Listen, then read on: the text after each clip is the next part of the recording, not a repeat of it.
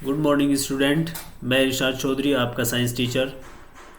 आज आपको जो हमारा चैप्टर नंबर 17 चल रहा था, तारे एवं सौर परिवार, इसका जो नेक्स्ट टॉपिक है वो आपको समझाऊंगा। इससे पहले के जितने भी टॉपिक्स हैं वो मैं आपको प्रीवियस वीडियो में क्लियर कर चुका हूँ। बच्चों, अब जो हमारा नेक्स्ट टॉपिक है वो पेज नंबर चलेगा हमारा 27 पर, जो चल रहा था सौर परिवार। सौर परिवार के बारे में हम पढ़ रहे थे। इसमें से हमने ग्रह और सूर्य के बारे में पढ़ लिया था। अब चलेगा बुध के बारे में। तो मैं इसकी रीडिंग ना करते हुए इसमें पूरे पैराग्राफ के अंदर क्या लिखा है वो मैं आपको थोड़ा सा शॉर्ट आउट करने की कोशिश करूंगा। चलिए शुरू करते हैं बच्चों। बुध, बुध ग्रह है, इसके बारे में पढ़ते हैं। बुध सौर परिवार का सूर्य के सबसे निकटतम ग्रह है। इस ग्रह का कोई वातावरण नहीं होता। सूर्योदय के तुरंत पहले या सूर्यास्त के तुरंत बाद इसे हम क्षितिज रेखा पर देख सकते हैं। इसका कोई उपग्रह नहीं है। शुक्र, दूसरा टॉपिक है हमारा शुक्र।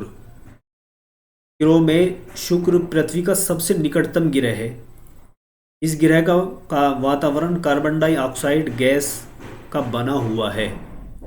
यह रात्रि के आकाश में सबसे चमकीला ग्रह है। यह सूर्योदय के समय पूर्व में और सूर्यास्त के समय पश्चिम में दिखाई देता है। इसलिए इसे प्रभात तारा या संध्या तारा भी कहते हैं। इस ग्रह का कोई उपग्रह नहीं है। उसके बाद आता है हमारा पृथ्वी। इसमें जो है बच्चों बताया गया है इस ग्रह के ऊपर जीवन है। हम इसी ग्रह के प्राणी हैं। इसके पास एक प्राकृतिक उपग्रह चंद्रमा है। इसके अंदर वातावरण है। इसको देखने के लिए हमें आकाश में देखने की ज़रूरत नहीं है। अंतरिक्ष में देखने पर पृथ्वी नीली और हरी दिखाई देती है। उसके बाद आता है हमारा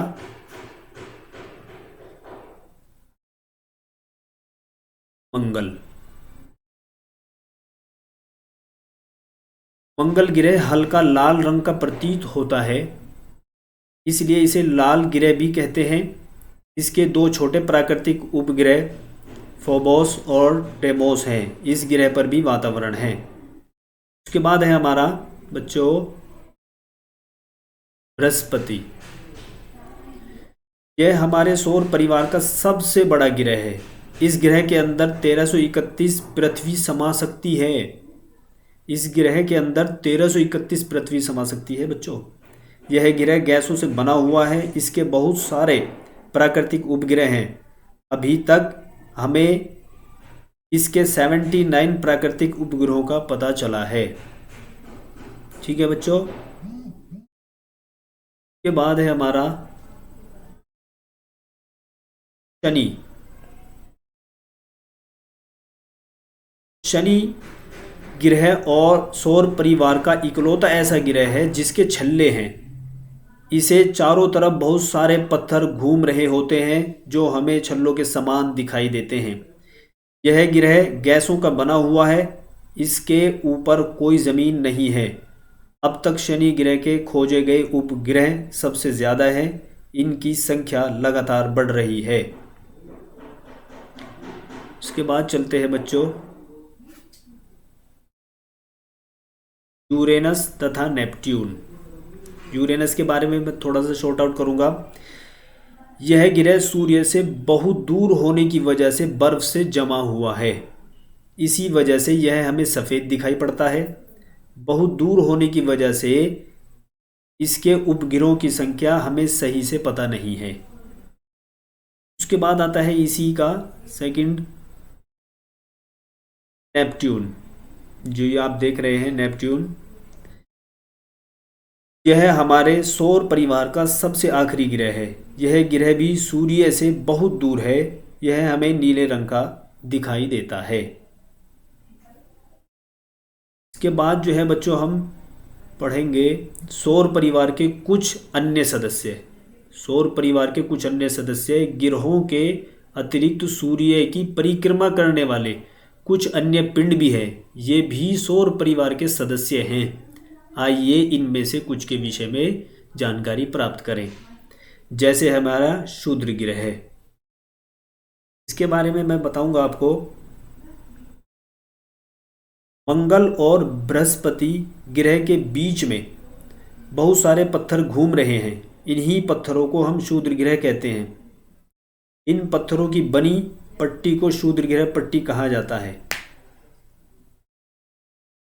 ठीक है बच्चों, अब आता है हमारा धूमकेतु।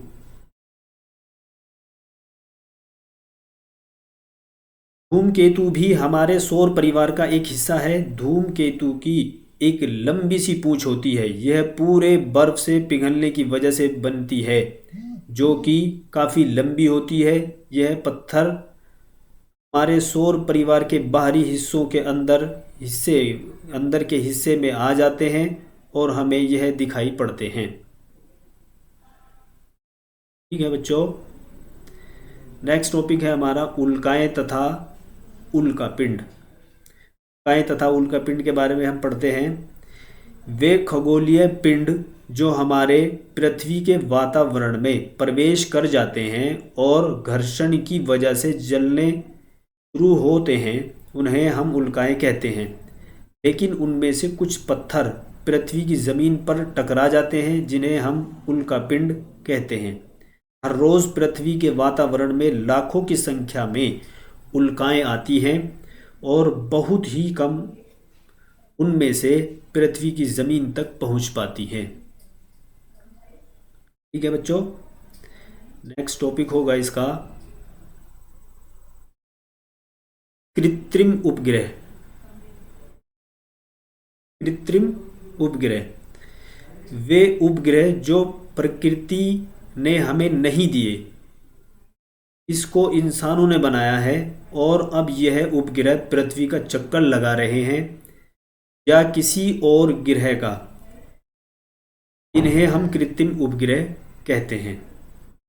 उदाहरण, चंद्रयान-2 चंद्रमा का चक्कर लगा रहा है। भारत का पहला कृत्रिम उपग्रह आर्यभट्ट था। ठीक है बच्चों, आज ये चैप्टर आपका पूरा हुआ और मैं समझता हूँ कि जितना आपको इसमें समझाया गया है वो आपके अच्छे से समझ में आया होगा। अब इस चैप्टर का जो वर्क है वो आपको PDF के माध्यम से भेजा जाएगा। तब तक के लिए आप अपना ख्याल रखें और घर से बाहर कम निकलें। थैंक यू बच्चों।